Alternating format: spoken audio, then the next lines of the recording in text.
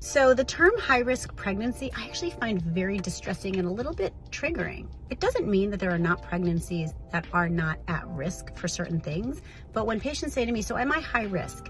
I like to describe to them that I look at each patient as a different entity, and each patient has a different set of issues that we may need to address. Some of them might be very physical, some of them might be very emotional, some of them might be very logistic.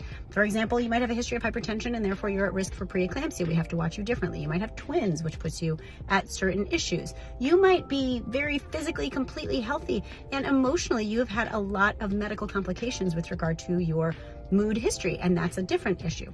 So there are many different reasons. It might be a matter of where you're coming from, because you work all day in the city and coming to see us in Connecticut is going to be a different set of issues. So every patient has different issues. I don't like to use the term high-risk pregnancy because, again, I think it labels people and acts as if you are at high risk of something tragic happening, when in fact each of us has a different set of risk issues.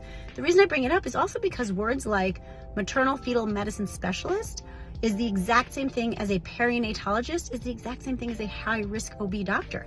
And when you hear the term high-risk OB, then you're going to see them for your routine ultrasounds. You think that means there's something wrong, when in reality, many of us send all of our patients to the MFM, aka perinatologist, aka high-risk specialist, because they do the best ultrasounds, in my opinion.